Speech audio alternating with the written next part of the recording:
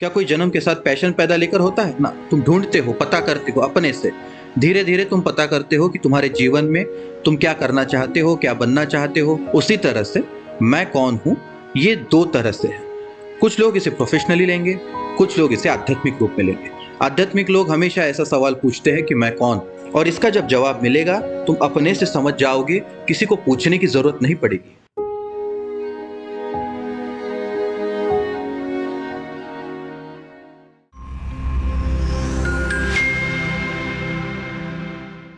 ये तो पता करने जैसी चीज है।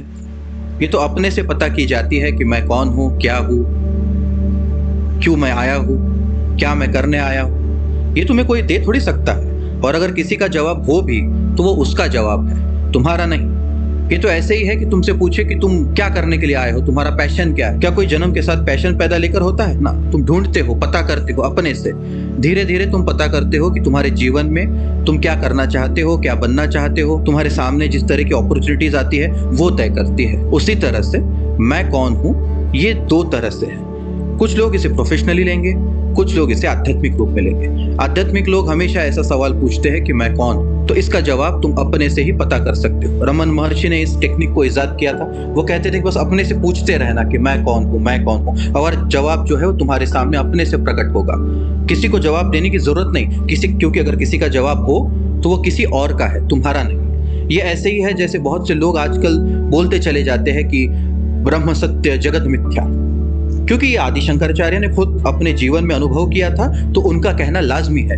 बाकियों का सब साले ढोंगी है, बिल्कुल ढोंगी है, क्योंकि अपना तो अनुभव नहीं है, लेकिन उन्हें बड़ी बड़ी बातों से प्रेम है, बड़ी बड़ी चीजों से प्रेम है तुम्हें, कि बस बड़ी बड़ी बात कर दी कि अहम ब्रह्मास्मि, ये वो।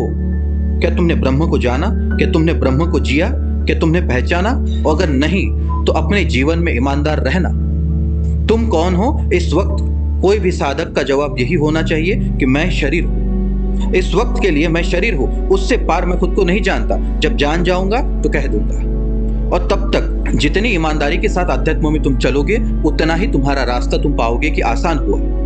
अदरवाइज होगा ये कि बड़ी बड़ी बातों के चक्कर में हाथ तो कुछ आएगा नहीं, सब मिट्टी तुम इकट्ठा कर लोगे अपने जीवन में। तो प्रिय, मैं कौन हूं का जवाब बस अपने से पूछना, और इसका जब जवाब मिलेगा तुम अपने से समझ जाओगे, किसी को पूछने की जरूरत नहीं पड़ेगी। गुरु का काम तुम्हें जवाब देना नहीं है, गुरु का काम है तुम्हें उत्सुकता निर्मित करना, तुम्हारे भीतर से तुम्हें सवाल देना, कि तुम अपने ही जीवन पर सवाल निर्मित कर पाओ, अपने ही जीवन के प्रति कुतूहल से भरो, क्यूरियोसिटी से भरो कि ये है क्या, ये विशाल ब्रह्मांड कैसे निर्मित, ये विशाल ब्रह्मांड के पार क्या, इस शरीर के पार क्या।